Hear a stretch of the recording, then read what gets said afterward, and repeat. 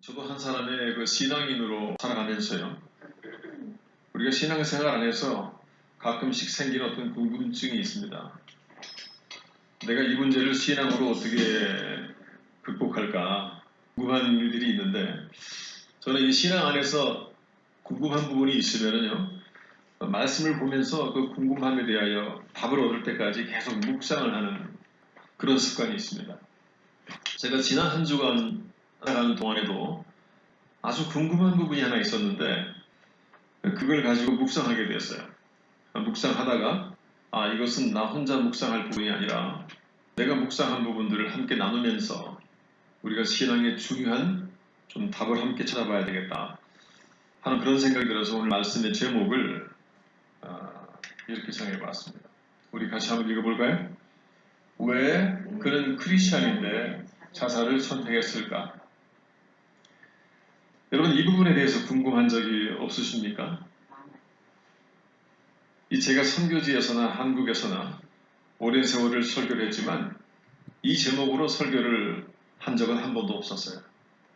그런데 이번에는 굳이 이 제목으로 설교를 하고 싶은 마음이 들었습니다. 예전부터 크리스찬이었던 유명인들이 자살을 했다는 보도를 들을 때마다 과연 저에게 신앙이 무엇일까? 물론 그들이 신앙인이 아니었으면 제가 궁금할 이유가 없었겠죠. 그냥 개인적으로 왜 저렇게 자살을 할 수밖에 없었을까? 그런 일반적인 궁금증이었겠지만은 그러나 그들이 크리스찬으로서 신앙에 간증을 하면서 신앙생활을 열심히 해왔던 사람이었기 때문에 그들의 자살을 보면서 과연 저들에게 신앙은 무엇이었을까라는 궁금증이 든 것입니다.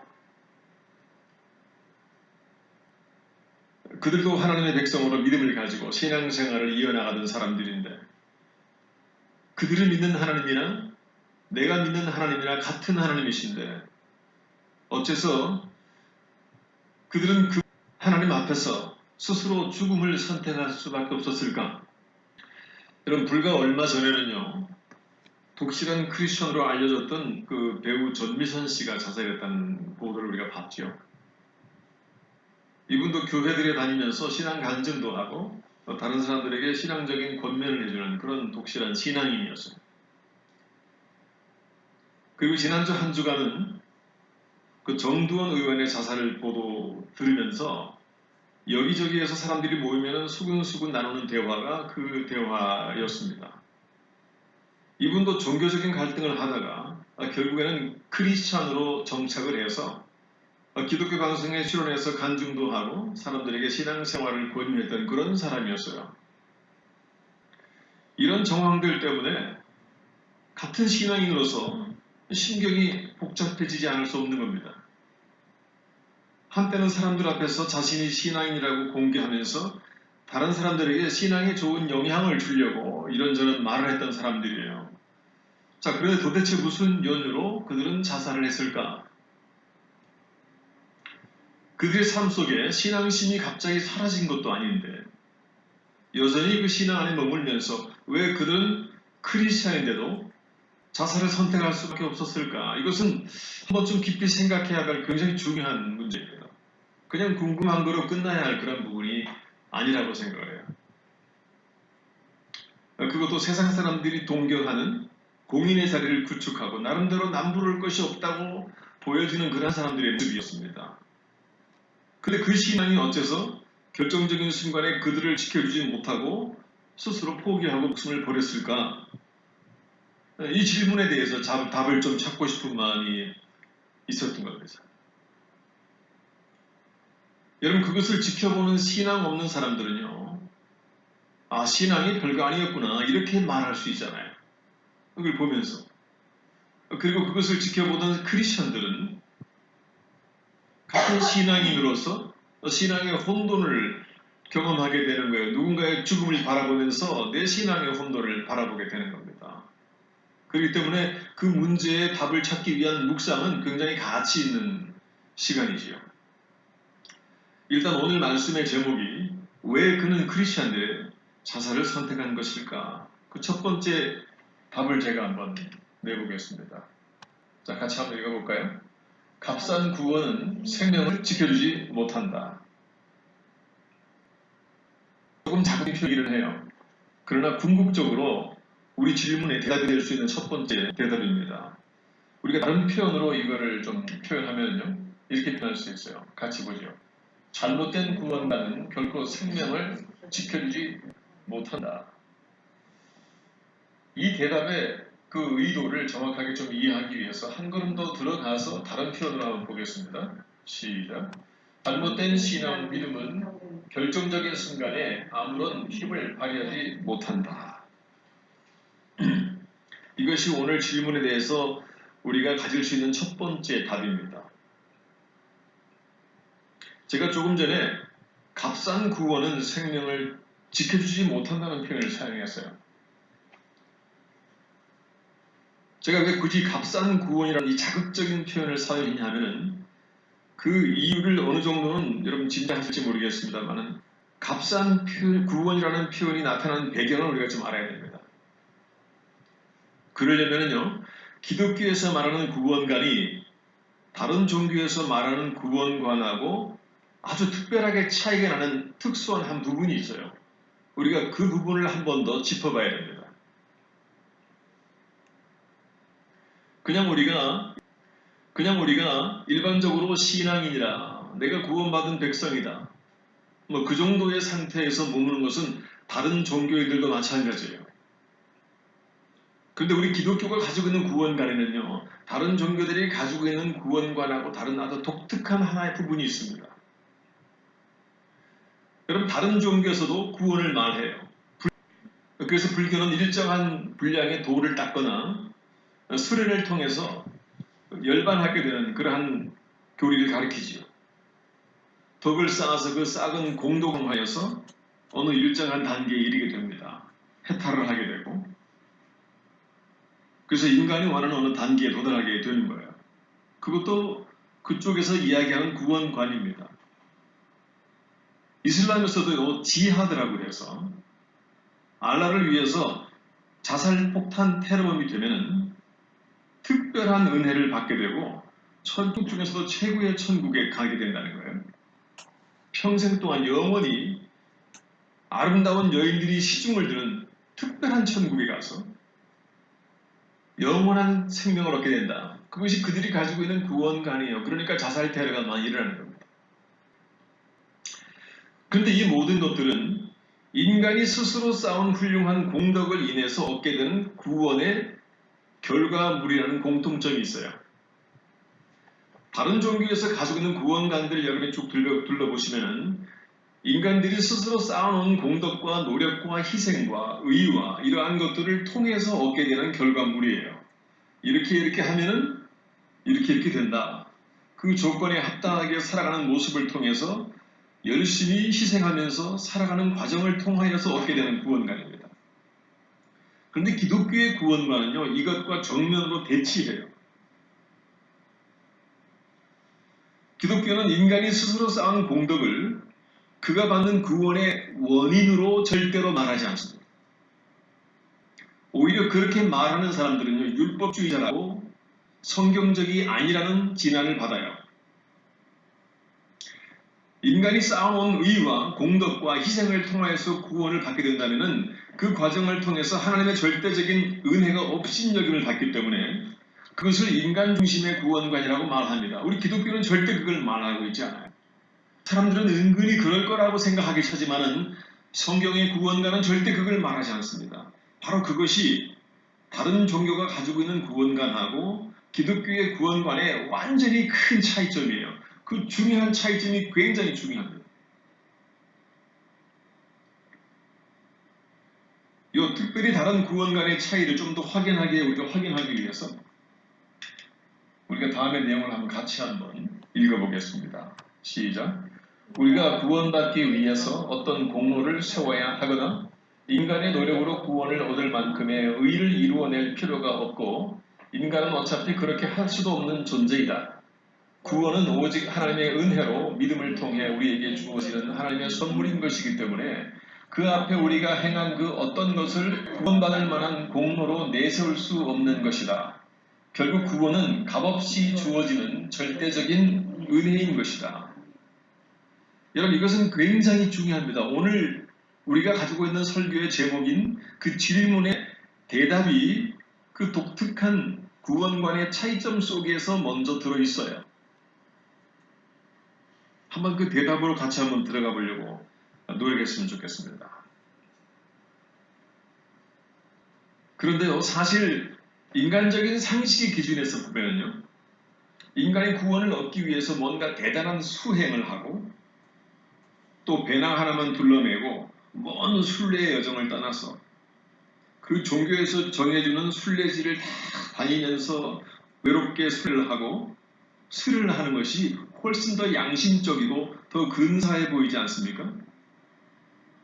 그런 과정을 통해서 뭔가 어떤 득도를 하고 본인이 원하는 단계에 이를 수 있다면 훨씬 더 멋있겠죠. 자, 그럼에도 불구하고 성경은 하나님의 은혜로 값없이 대가를 치르지 않고 받는 것이 구원이라고 시종일관 우리에게 주장을 합니다. 그것이 로마서 전체를 통해서 우리에게 말해주고 있는 성경의 아주 중요한 구원관이에요. 사실 종교개혁이라고 하는 것도 이것 때문에 일어난 것입니다. 우리가 좀 더 정확하게, 좀 더 한 걸음 더 깊이 들어가기 위해서 이거 하나를 다시 한번 보겠습니다. 지난 중세시대 때에 1000년이 넘는 세월 동안에 기독교가 타락했던 결정적인 이유도 구원관이 인간이 스스로 쌓아서 그 쌓은 의만큼 쌓은 공덕의 분량에 근거하여 천국이 결정된다는 로마 캐톨릭의 교리 때문에 그것을 이용해서 인간이 구원을 얻는 데 사용되는 것들을 자꾸 만들면서 종교가 타락하게 된 겁니다. 이것에 한거해서 말틴 루터가 일으켰던 종교개혁의 핵심 주장은 이 한 가지 진리 위에서 이루어진 것입니다. 성경이 말하는 구원은 인간의 노력이나 공덕으로 얻는 것이 아니고 하나님의 절대적인 은혜로 값없이 받게 되는 선물이다. 이것을 주장하는 것이 종교개혁이었어요. 종교개혁이라고 하는 것이 구체적인 다른 많은 내용들도 있지만은 이것을 주장하는 거예요. 이렇지 않다고 생각해서 내가 어떻게 수행해야 될까? 내가 어떻게 의를 이루어야 될까? 계속 그것을 이루지 못하는 자기 자신에 대해서 좌절하던 마르틴 루터가 로마서를 통해서 하나님이 우리에게 주고 싶어 하시는 구원은 그것이 아니구나. 오히려 그것은 수많은 타락을 불러오는 인간적인 구원관이구나. 이것을 깨달은 마르틴 루터가 성경이 말하는 구원관을 정확하게 말해주면서 종교개혁이 일어난 것입니다.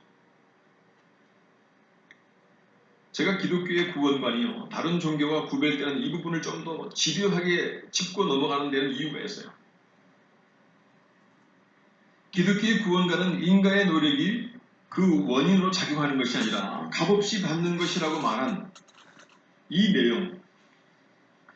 내용을 단순한 인간들이, 죄성이 있는 인간들이, 사단의 보조를 받는 인간들이요, 그 죄성을 가지고 오용하고 냠놈이하기 시작한 거예요. 거기서 나타난 것이 뭐냐면 값싼 구원이라는 용어가 등장하게 되는 겁니다. 다른 종교는 엄청난 희생을 치러서 그 쌓은 공로로 구원을 얻기 때문에, 또한 그 일정한 고통이 따르는 희생은 아무나 할 수 있는 것이 아니야. 그렇기 때문에 그들이 그 과정을 통해서 얻은 구원은 굉장히 가치가 있어 보입니다. 그렇지 않습니까? 불교도 열반을 하기 위해서 그 힘겨운 고행을 감수해요. 캐톨릭, 그리고 길고도 먼 순례의 길을 금식하면서 통과해야 구원에 가까워지면서 그때 얻게 되는 구원이야말로 훨씬 더 가치 있고 근사해 보이지 않습니까? 이것이 아주 당연한 인간의 상식이에요.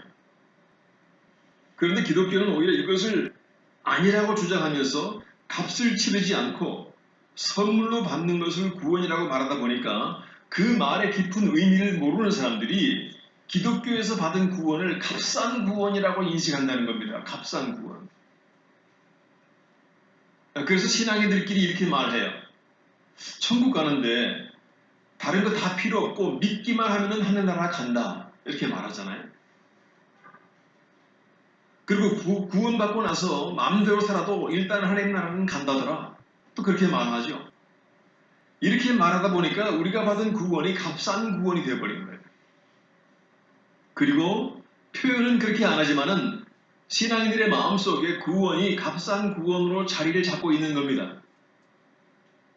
내가 정말 엄청난 희생의 대가를 치루어서 고통과 고통 속에서 이루어낸 구원이라면 사람들은 절대 그것을 값싼 구원이라고 생각하지 않아요. 그러나 우리가 너무 구원을 쉽게 받은 거예요.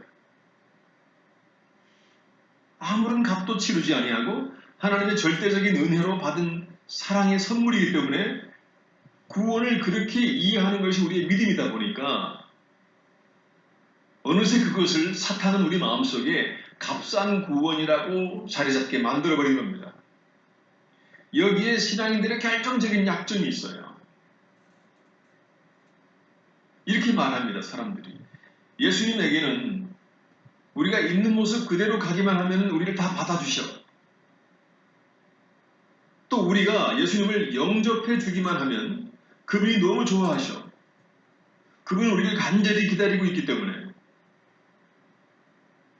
우리가 이렇게 말하는 과정 속에서 값싼 구원에다가 한술 더 떠서요. 내가 믿어주면은 좋아하는 예수님이기 때문에 너무나 쉬운 예수님이 되어버렸어요. 우리 마음속에. 우리 신앙인들의 영적인 치부를 지금 정확하게 제가 터치하고 있는 겁니다. 나는 한 번도 그렇게 생각한 적이 없는 것 같지만 나도 모르는 사이에 사단은 우리 마음속에 그 정도의 믿음관과 구원관과 쉬운 예수 그리스도를 만들어 놓은 거예요. 인간에게 이러한 심리가 작용하다 보니까요. 상당수의 신앙인들이 자신들이 받은 구원과 자신들이 마음에 모신 예수님의 존재가 그다지 감격스럽게 느껴지지를 않는 겁니다. 그런데 이와 관련해서 이 대목에서 한 가지 더 들여다봐야 할 중요한 구원의 원리가 하나 있어요. 이것 또한 다른 종교의 구원관하고 조금 차이가 나는 차별성 중에 하나입니다. 왜냐하면 제가 차별성을 자꾸 이야기한 것은요. 그 차이점 속에 오늘 질문의 대답이 들어있기 때문에 그래요.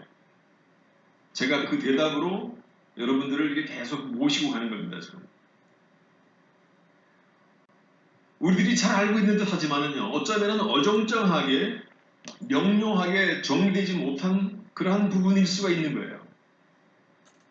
아까도 말했지만 다른 종교에서 인간이 노력하고 인간이 희생하고 고행하고 공덕을 쌓아서 그 결과에 해당되는 만큼의 천국을 가게 된다는 것인데 근데 기독교는 희생이 없는 값없이 얻은 구원을 말하니까 뭔가 허술하게 주어지는 구원처럼 느껴질 수 있지만은요 이것은 결정적으로 잘못된 인식입니다.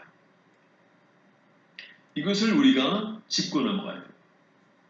왜냐하면은 다른 종교는요 공로를 세우기 위하여 인간이 가하던 희생을 치러야 하지만 기독교에서는 그 희생을 인간이 치르는 것이 아니라 하나님께서 직접 인간을 대신해서 치르는 거예요.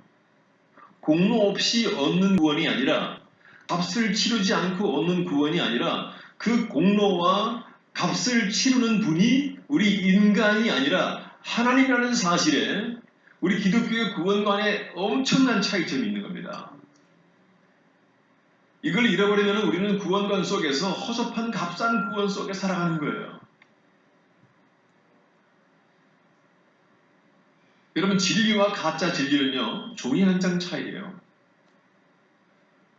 앞뒤가 똑같은 것처럼 보이지만은 뒤집어 보면은 완전히 다른 진리가 그 속에 들어있는 겁니다. 근데 우리가 뭔가 어정쩡하게 어떤 상황들을 받아들이다 보니까 우리 속에 자리 잡은 예수 그리스도가 너무 쉬운 예수가 되고 우리가 받은 구원이 값싼 구원이 되어버린 거예요. 결국 다른 종교나 기독교 양쪽 다 구원을 위하여서는 응당한 대가를 치르고 그 희생을 치르고 공덕이 있어야 하는 것은 마찬가지로 똑같은 것입니다. 그러나 거기에서 나타나는 차이점은요 하늘과 땅만큼 다른 거예요.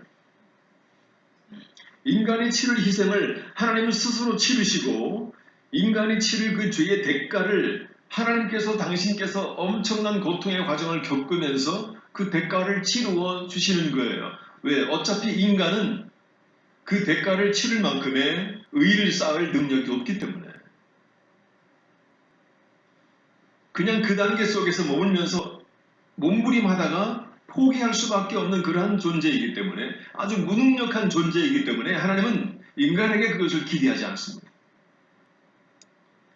그렇기 때문에 기독교의 구원이 값없이 주어진 것이라고 해서 그것을 결코 값싼 구원이라고 말한다면, 그 값싼 구원이라고 하는 단어는요, 사실 그 단어가 자리 잡을 빈틈이 없어요. 기독교의 진리 속에는. 하나님의 희생과 하나님께서 그 대가를 치르셨기 때문에 인간 스스로가 희생하거나 대가를 치른 것에 비해서 구원의 가치가 비교할 수 없을 만큼 대단한 가치가 있는 겁니다. 우리가 한 걸음 더 들어가서 결국 이렇게 희생과 대가를 치른 존재가 인간 스스로가 아니고 하나님이라는 사실이, 그거를 결정적으로 알게 된다는 그 사실이 궁극적으로 어떤 결과를 불러오는지 우리가 알아야 됩니다. 인간의 희생을 통하여서 이루어진 구원과 하나님의 희생을 통하여 이루어진 구원은요, 그 엄청난 구원의 가치의 차이가 있기 때문에 그 가치의 차이점 속에 진정한 구원관이 들어있는 거예요. 그 차이점을 우리가 논하지 않고 말하지 않고 내 마음속에 정리되지 않으면 우리의 신앙은, 우리의 구원관은 결코 진정한 구원관으로 자리 잡을 수가 없는 거예요. 제가 그래서 그 차이점을 자꾸 강조하게 되는 것입니다. 그 차이점이 너무나 중요하기 때문에 제가 그 차이점에 양파 껍질을 하나 더 벗기겠어요. 그 차이점의 중요한 부분으로 좀 더 들어가기 위해서 제가 한 가지 예를 들어보겠습니다. 우리 같이 한번 천천히 읽어볼까요? 여러분이 과거에 물에 빠져 죽을 뻔한 경험이 있습니까? 내가 물에 빠져서 죽어갈 때에 누군가가 나를 구해주면 나는 그 사람에게 어떻게 해야 할까요? 당연히 그 사람에게 두고두고 큰 감사를 표해야 할 것입니다. 어쩌면 평생을 감사하며 은혜를 잊지 않겠다고 하거나 명절 때마다 선물을 들고 찾아갈 수도 있겠습니다. 하지만 그렇다고 해서 내가 그 사람에게 당신이 나를 구원해 주셨으니까 나는 이제부터 당신 것입니다. 당신이 원하는 대로 제 삶을 살겠습니다. 라고 말하는 경우는 절대 없어요. 물론 그렇게 할 사람도 없겠지만 만일 그렇게 한다면 구해준 사람도 무척 당황스러워하면서 불편해할 거예요. 바로 이것이 어떤 인간이 다른 인간을 구원했을 때에 그 두 인간 사이에 표할 수 있는 감사의 한계입니다. 인간적인 차원에서는요, 누군가가 나를 구원해 주었다고 해도 내 인생이 그 사람의 것이 될 수는 없는 거예요. 맞습니까? 이것이 바로 인간적인 차원에서 이루어진 구원에 적용되는 기본적인 원리예요. 인간적인 차원이라고 제가 표현했습니다. 그런데 인간을 구원해 주기 위하여 일정한 희생을 치른 분이 또 다른 인간이 아니고 그 인간을 애초에 만드시고 창조하신 하나님의 경우에는 그 결과가 굉장히 달라집니다. 우리의 구원관이요, 이 인간적인 차원에 머물러 있다는 사실을 아십니까? 그런데 우리를 구원해 준 분이 같은 인간이 아니라 원래 우리 인간을 만들었던 하나님이라는 사실일 때에는 감사를 표현하는 한계가 엄청나게 차이가 난다는 사실입니다. 그 인간이 원래부터 하나님의 것이었는데 그 인간 스스로의 죄 때문에 사망이라는 높은 늪에 빠졌어요. 몸부림칠수록 늪은 더 깊이 들어갑니다. 그 사망의 깊은 늪으로 빨려 들어가고 있을 때 하나님께서 그 사람이 사망의 늪으로 빠지는 원인이 되는 죄를 다 구해주시고 십자가라고 하는 나무를 그 사람에게 던져주면서 그 나무를 잡고 늪에서 나올 수 있도록 우리를 구원해 주셨어요. 그래서 원래 자신이 만든 피조물이었던 인간을 사망에서 구원하여 냈기 때문에 하나님은 우리를 구원해 주었다는 그 이유 때문에 하나님은 우리에게 이렇게 말할 수 있습니다. 이제부터 너는 내 것이다. 인간과 인간끼리 이루어지는 구원에서는요, 누가 나를 구해줬다고 해서 내가 그 사람의 것이 되는 건 아니에요. 이것이 인간과 인간까지에 이루어지는 구원 간의 감사의 한계입니다. 그러나 나를 구원하는 분이 창조주이고 나를 만드신 분이고 나의 하나님이실 경우에는 나를 구원하신 이후에 하나님께서 나에게 요구하는 거예요. 너는 이제부터 내 것이다. 내가 너를 영원한 사망에서 끌어내어서 나의 자녀로 회복시켜 주었으니까 나는 너의 아버지이고 너는 나의 자녀라. 이렇게 명해 주는 겁니다. 이것은 인간이 인간을 구원했을 때는 할 수 없는 그런 말이잖아요. 인간적인 차원에서는 절대로 불가능한 말이 하나님으로부터는 나오는 거예요. 그런데요, 우리들이 가지고 있는 구원관이 바로 앞에서 언급한 인간이 인간을 구해주었을 때의 그 상황, 그 인간적인 차원에서 그냥 머물러 있다는 사실을 생각해 보셔요. 이것이 바로 지금 세상에서 스스로 크리스천이라고 말하는 사람들이 가지고 있는 인간적인 차원에서의 구원관이에요. 여러분, 인간이 또 다른 인간으로부터 생명을 구해주는 은혜를 입었을 때에 나타나는 그 한계에는 우리의 구원의 감사가 그 한계에 만약에 머물러 있다면 나를 죽음에서 구해주어서 감사한 것은 항상 있지만 그래도 내가 그분의 소유라고까지는 생각하지 않는 거죠. 상당히 많은 신앙인들의 신앙이요, 그 구원관이 정확하게 2단계에 머물러 있어요. 나를 구해주신 은혜는 내가 감사해요. 죽을 수밖에 없는 나를 생명을 구해줬으니까 은혜는 감사하지요. 나를 죽음에서 건져내신 그 희생에 감사해요. 그래서 주일마다 시간을 내가지고 나가서 예배도 드려드리고 헌금도 해드리고 그리고 항상 감사한 마음을 지니고 살아요. 그런데 내 인생은 여전히 내 것이고 그렇다고 해서 내가 그분의 것은 아닌 거예요. 이것이 인간적인 차원에서의 구원에 대한 감사의 한계인 것입니다. 나를 죽음에서 구해주신 하나님의 은혜에 감사하지만 그래도 내 인생까지 컨트롤하려 들지 마세요. 감사하지만 그래도 내 인생은 내 것입니다. 그 상태에 머물러 있는 것 아닌가요? 바로 이 상태에 머물러 있는 것이 인간적인 차원의 신앙 상태인 겁니다. 제가 이러한 인간적인 상태를 보여드리기 위해서 지금 몇 단계를 거쳐서 생각 속으로 여러분 지금 제가 모시고 오고 있는 거예요. 제가 이것을 쭉 묵상했어요. 묵상하면서 이 단계로 가더라고요. 하나님이 이 단계로 성령께서 저를 몰고 가시는 거예요. 여러분, 상당수의 신앙인들이 이렇게 자신의 삶의 소유자가 여전히 자기인 상태, 그 상태로 신앙생활을 하기 때문에 하나님께 감사는 해요. 예배는 드려요. 그러나 결정적인 순간에 모든 결정은 하나님의 뜻에 묻지 않고 다 내가 원하는 대로 결정하는 것입니다. 이러한 인간적인 차원에 머무는 신앙의 특징이 무엇인가 하면요, 항상 신앙 안에서 살긴 하지만은 그 신앙의 대상이 하나님이 아니고 인간인 거예요. 이게 무슨 뜻일까요? 한 단계 다음 단계로 제가 지금 건너갑니다. 그런 단계에 머물러 있으면요, 내 신앙의 대상이요, 하나님이 아니고 여전히 내 신앙의 대상은 인간인 겁니다. 이것이 약간 어려운 표현인 것 같지만요, 금방 확인돼요. 여러분, 신앙이라는 단어를 한자로 보면은 어떻게 되죠? 믿을 신자와 바랄 앙자예요. 이거는 바라고 기대하고 따른다는, 따를 앙자, 기대할 앙자, 바랄 앙자입니다. 믿고 따르고 기도하고 따르는 거예요. 결국 신앙의 수준이 인간적인 차원을 넘어서지 못하기 때문에 신앙의 대상이 인간에 머물러 있는 것은 뭘 말하냐면은 그 믿을 신자와 바랄 앙자의 대상이 하나님이 아니라 여전히 인간인 거예요. 예를 들어서 정두원 의원이 이명박 정권의 개국공신으로 시작했지만은 나름대로 정의감과 신앙심을 가지고 무엇인가 정의로운 것을 많이 주었어요. 그러다가 인간으로부터 버림을 받았습니다. 그 뒤에 또 다른 있을 때에도 정말 중요한 비밀을 밝혔어요.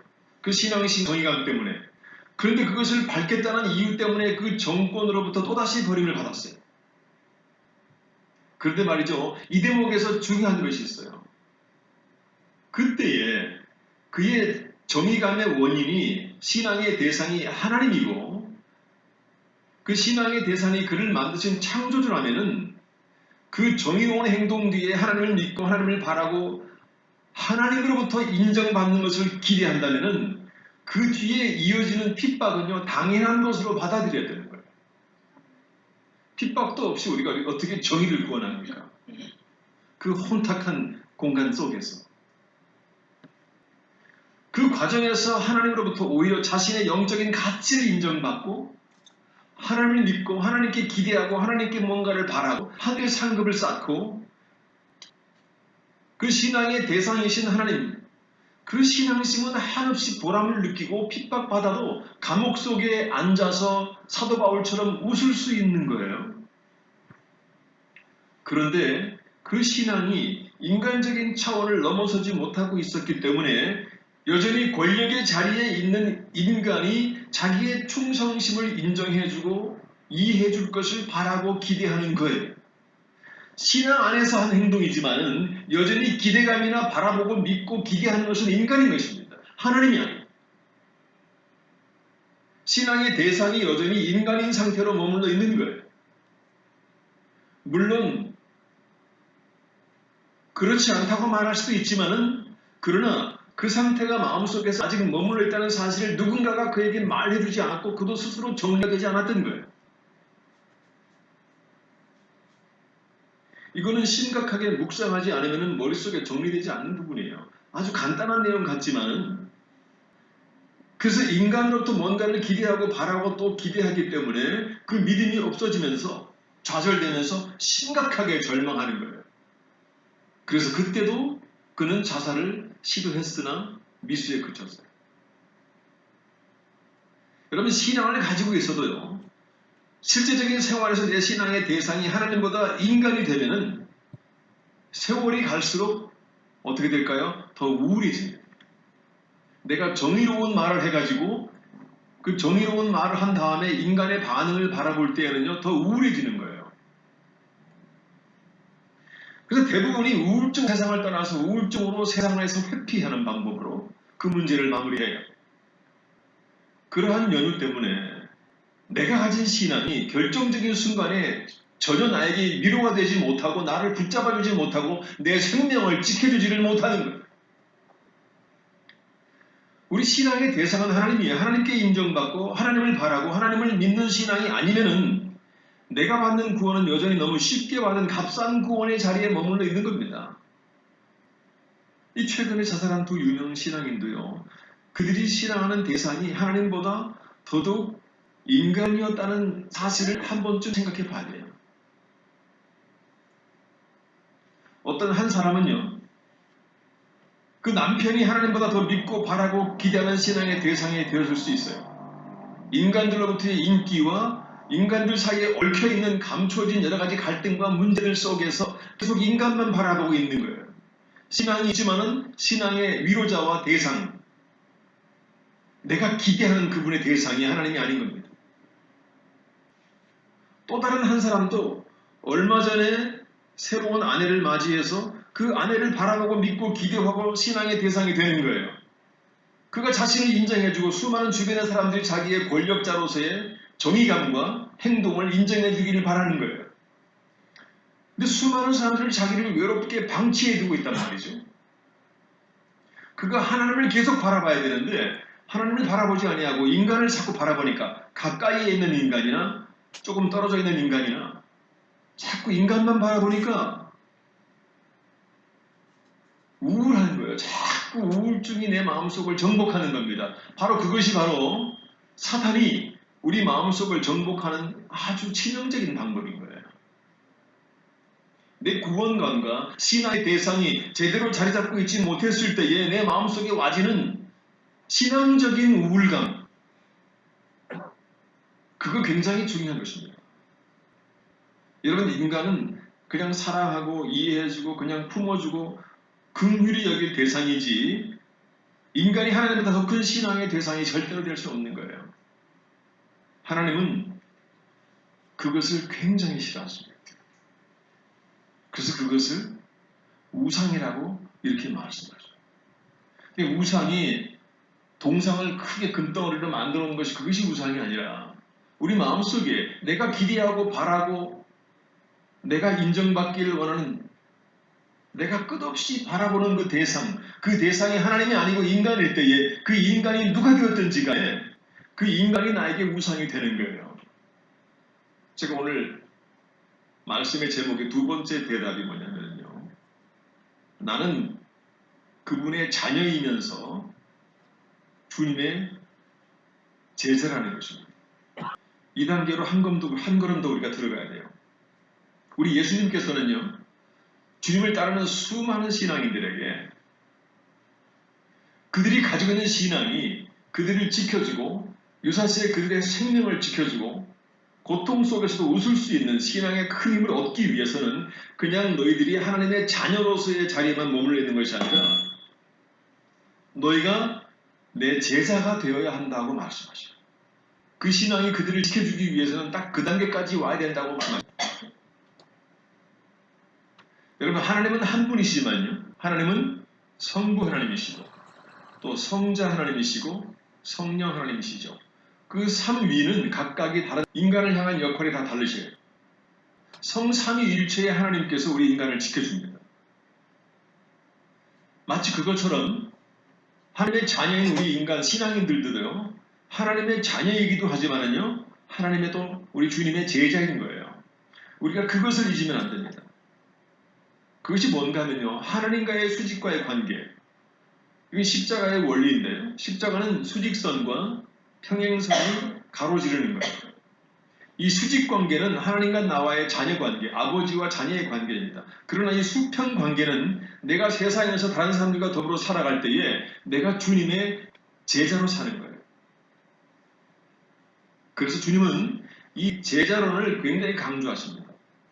우리가 그래서 항상 암송하는 말씀 중에서 너희가 나를 따르기로 결심한다면 너희의 십자가로 지고 나를 따르라 그러잖아. 너희의 십자가를 지고 나를 따르라. 이게 무슨 뜻일까요?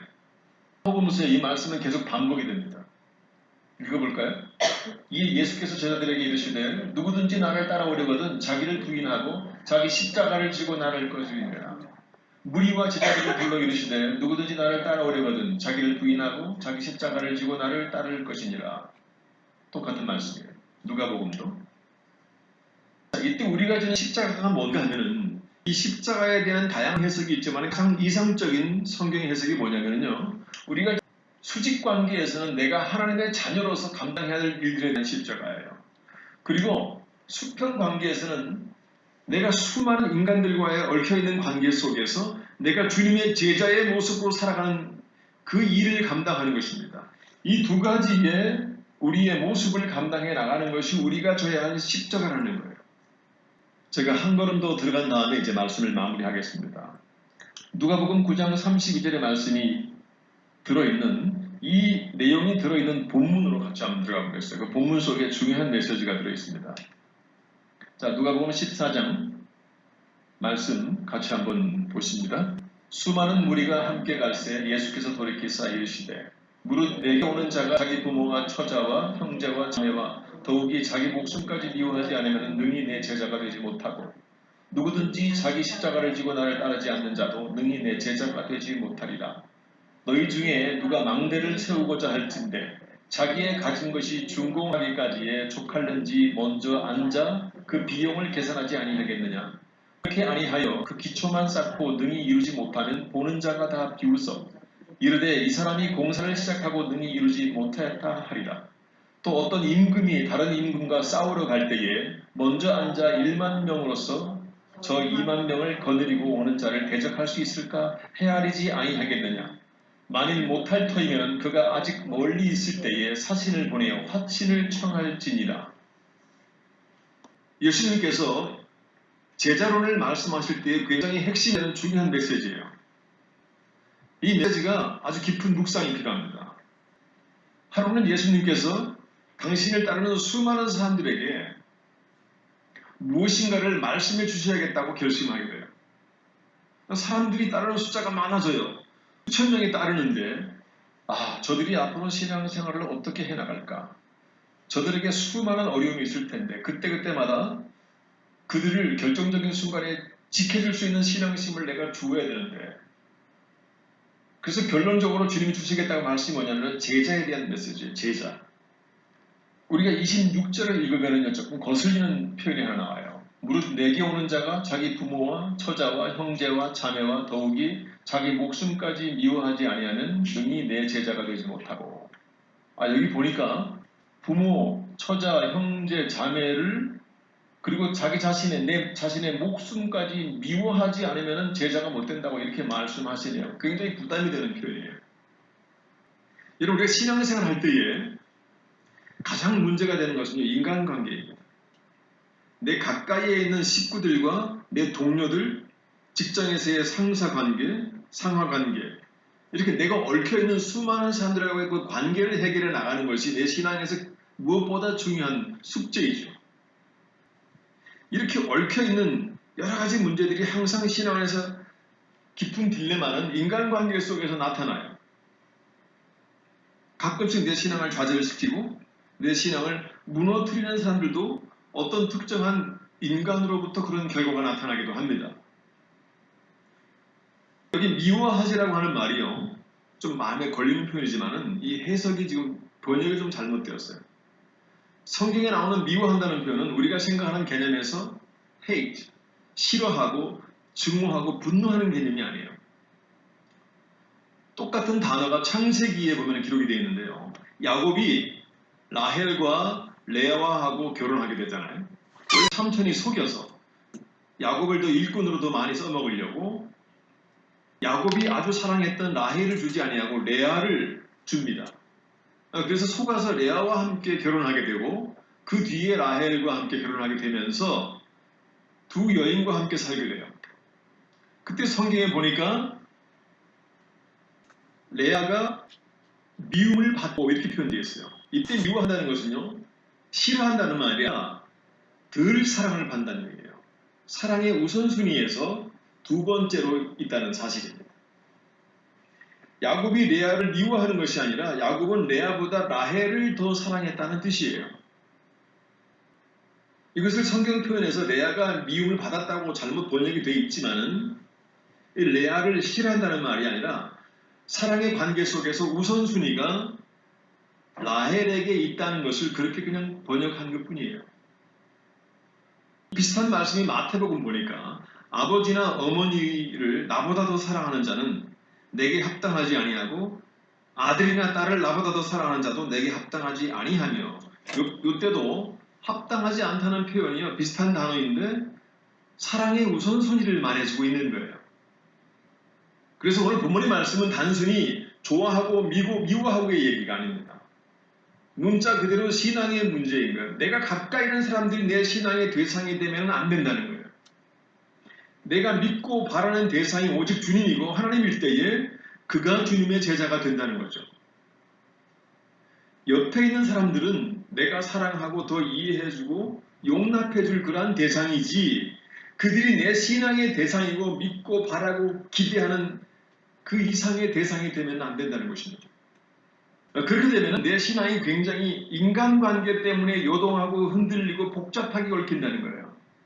다시 말해서 내가 그들의 인정받으려고 신앙생활하는 것이 아니라 내가 인정받아야 할 대상은 오직 하나님이라는 사실입니다. 내가 그분에게 힘을 얻고 그분에게 기도하고 그분에게 기대하고 그분으로부터 인정을 받고 그분을 인하여서 내 옆에 있는 사람을 더 사랑하게 되고 더 이해해주게 되는 것이지, 내 인생의 힘을 너무 지나치게 인간으로부터 받으려면 안 된다는 사실. 내 힘의 원천의 우선순위가 하나님이라는 사실이에요. 인간이 아니라. 결국 그들의 의견이나 의사에 따라서 내 신앙의 대상인 하나님을 향한 내 마음이 흔들리거나 바뀌는 기준이 아니고, 그냥 그들은 내가 하나님에게 힘을 얻어서 더 사랑해주고 이해해주고 내가 짊어지고 가야 할 십자가라는 사실. 우리가 신앙생활을 할 때에 정확하게 영적인 그림과 분명한 개념과 생각과 어떤 결심과 의지가 이 단계에서 계속 신앙생활이 이어져야 된다는 것입니다. 자, 이것을 이해시켜 주기 위해서 예수님이 하시는 예를 하나 보세요. 28절을 같이 한번 볼까요? 같이 보십니다. 너희 중에 누가 망대를 세우고자 할진대 자기의 가진 것이 준공하기까지 족할는지 먼저 앉아 그 비용을 계산하지 아니하겠느냐. 그렇게 아니하여 그 기초만 쌓고 능히 이루지 못하면은 보는 자가 다 비웃어 이르되 이 사람이 공사를 시작하고 능히 이루지 못하였다 하리라. 자, 이 말씀에는요, 신앙생활을 포도원 지기가 그 포도원을 지키기 위해서 망대를 쌓는 과정으로 비유하고 있는 거예요.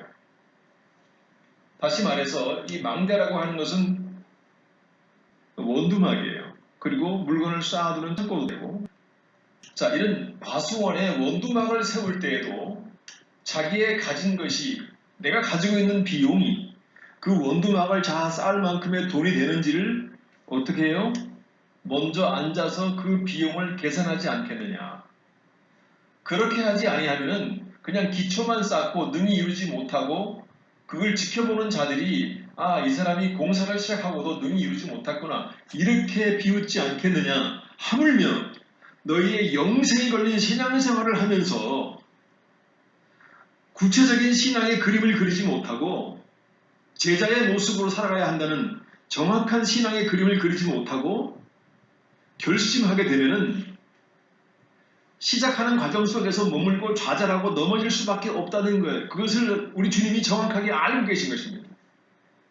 지금 너희들은 나를 잘 따르겠다고 나를 따라오지만은 내가 너희들의 마음을 들여다보니까 아직도 너희들의 신앙의 대상은 인간이고 아직 너희 속에는 영적인 정확한 그림이 그려져 있지 아니하고 도대체가 신앙이 무엇인지도 아직 마음속에 개념도 없고 그냥 내가 나누어주는 물고기와 보리떡과 그 기적을 보기 위해서 나를 따르고 있는 그 모습은 결국에는 건축을 시작했지만은 제 건축자가 건축하다가 멈추는 것처럼 그냥 그렇게 좌절하면서 사람들에게 신앙의 비웃음만 사게 될 것이라고 말씀하고 있는 거예요. 신앙의 결단과 영적인 계산이 없으면 우리는 갑자기 닥치는 인간관계의 상처나 실망들 때문에요. 내 신앙을 계속 건축하지 못하고 자빠지게 되어 있습니다. 그래서 우리님이 이 망대의 비유를 드는 거예요. 두 번째 거 볼까요? 31절 말씀 봅니다. 또 어떤 사람이 다른 임금과 싸우러 갈 때에 먼저 앉아 1만 명으로 2만 명을 거느리고 오는 자를 대적할 수 있을까? 헤아리지 아니하겠느냐? 만일 그것이 안 될 것 같으면은 그가 아직 멀리 있을 때에 사신을 보내서 뭘 청해요? 화친을 청하라. 이게 무슨 말일까요? 이게 지금 신앙생활 할 때의 그 제자도의 모습을 가르쳐주기 위해서 예를 들어서 주님이 설명하는 거예요. 여러분 전쟁할 때에 그 전쟁에서 이길 승산이 있는지 없는지를 정확하게 앉아서 계산하고 헤아리는 장수의 판단이 굉장히 중요하다는 것입니다.